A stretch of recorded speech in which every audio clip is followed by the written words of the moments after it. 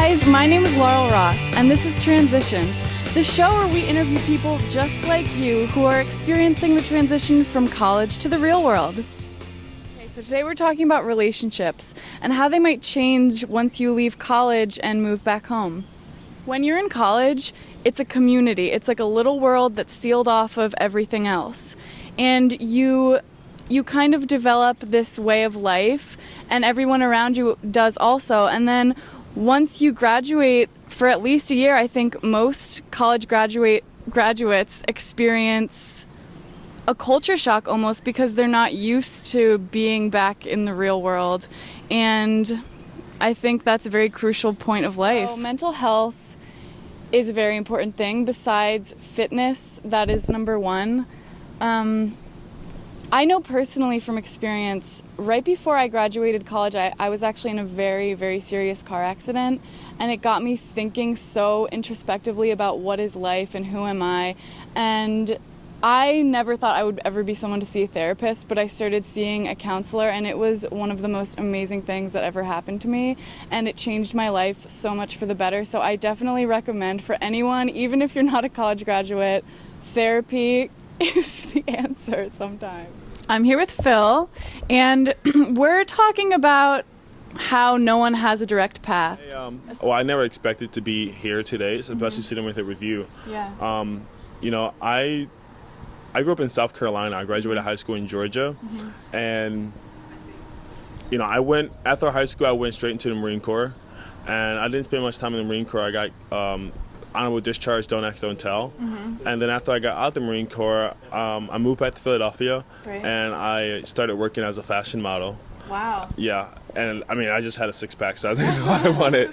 So I worked as a fashion model, and I knew that my best skill was like writing, so I became a fashion writer, journalist for Examiner.com, and I did it for 5 years. At the same time, I made a lot of friends in the fashion industry in Philadelphia, New York. So, I wanted to help other people who were my age, who maybe I didn't have the best skills or the best looks. So I would try to book some of my friends for shows, and that worked pretty well. And I would try to find agents and things like that for myself and for my friends. So that kind of helped me network with people and tell them who I was. Right. Also, I was really lucky. I had some friends, Anya and Ella. They owned a boutique called EA Effects in Northern Liberties. Oh, wow. And they hired me to come on and bring the designers on and help promote their sales and do marketing. Pretty much the same role as a fashion director at their store.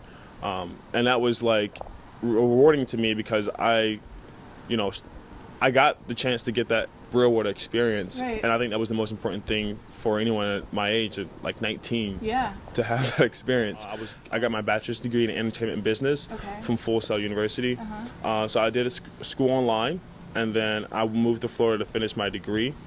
And that was probably the most beneficial thing I've done outside of joining the military. Right.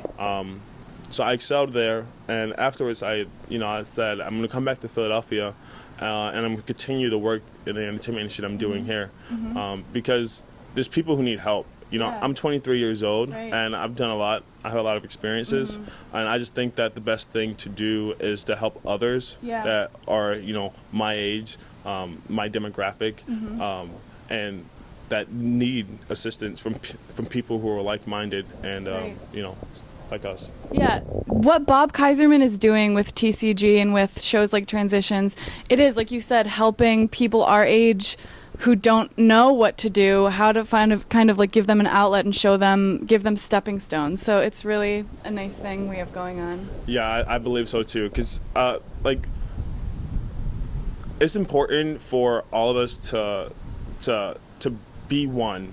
Definitely. It's a marriage. You want to marry people's personalities and their skills and their talents. And I think what really made me successful in my career was being able to connect people skills. Yeah. So as a connector of people's skills, I would have people say, hey, Phil, I need you to do this marketing campaign, or I need to promote this clothing line that I had. Probably my favorite person to work with. Her name's Leah Delfiner.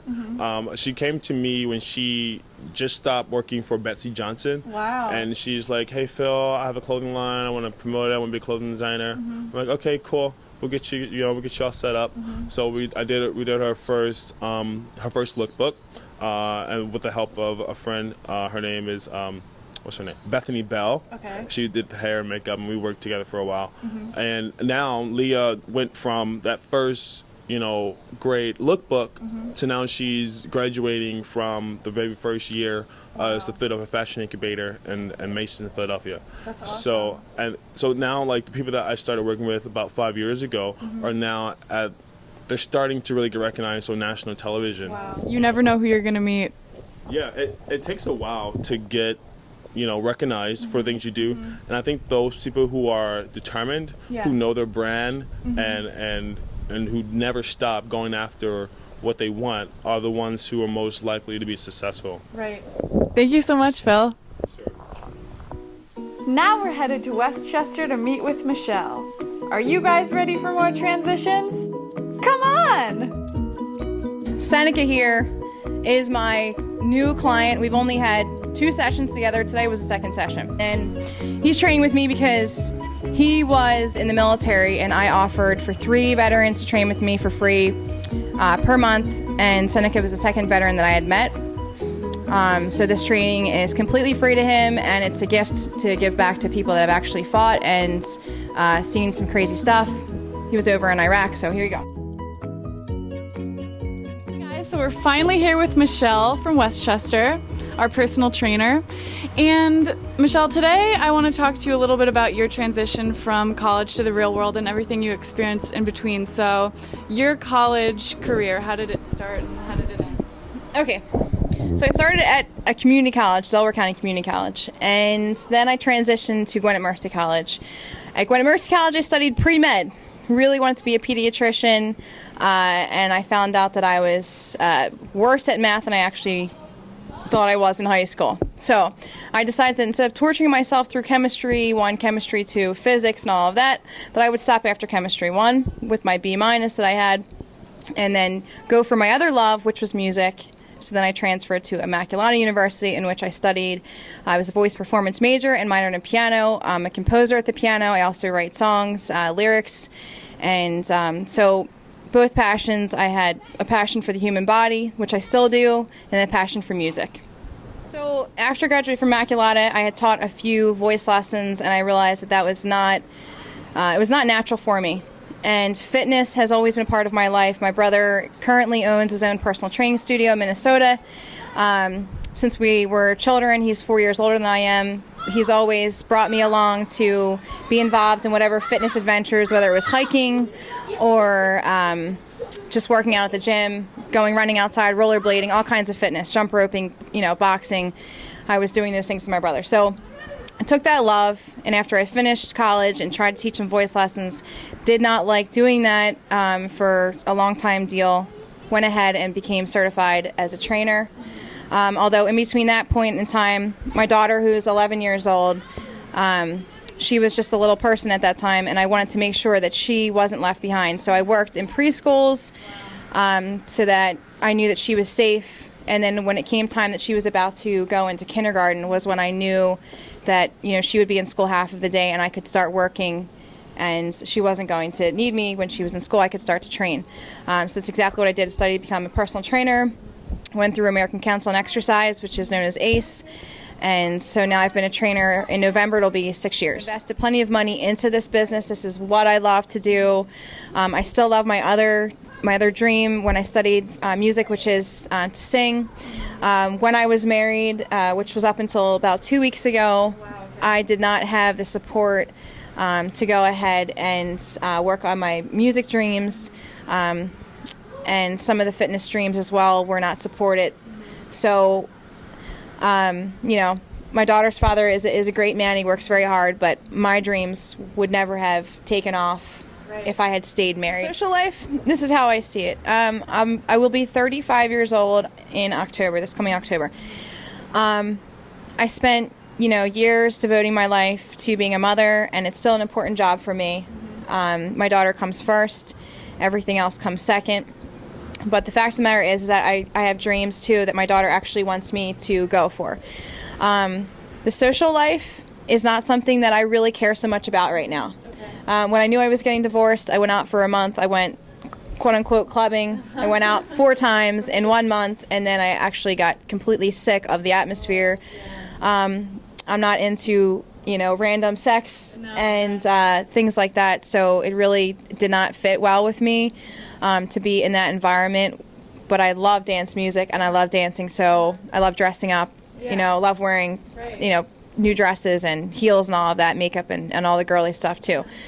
So I found myself in a very awkward spot of, okay, I haven't fully accomplished my dreams, my music dreams, or my fitness, owning a fitness studio. I haven't finished all of this. I'm out in a club right now. There's guys hitting on me. They're drunk. They have probably no intention for anything long term. Does this really state anything about who I am? And it actually didn't. Yeah. So when it came down to it, I realized that after 1 month, 4 times, once a weekend, I was like, you know what? I'm done with this. I actually never want to go back to those places. Love the hip hop music, just wish it was more clean. Right. So anyways, I decided, you know what? I'm going to focus on my dreams. I want my daughter to have somebody that she can respect. I make mistakes, and I understand that's a part of life. Yeah. I am a Christian. I do believe in Jesus Christ. That's another big part of who I am. I wake up every day reading about 2 chapters of the Bible, and I say a prayer, and I just talk to God a little bit. That starts my day off in a very positive way. So the social life right now, as weird as this may sound, my clients are my friends. No, definitely. When they're taking breathers in between the hard stuff that I have them do, they ask me about how I'm doing, ask them about how they're doing. They are my friends, so it's kind of a social aspect too, in a way. I don't really go out much. Some people would say that's boring, but I really don't care what people think because I have dreams and I want to chase them and I want to make them happen. And you can't hang out all the time and be out in clubs and doing all of that, in my opinion, and actually be able to make things happen. Michelle's a great trainer.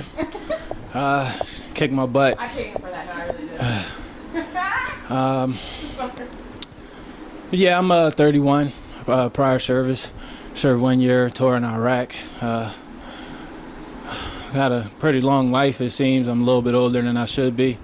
Never lived in one place for more than 3 years my entire life. Until recently, I was in the Philadelphia area for about 5 years. Don't know too many people. Never was around long enough to get to know anybody.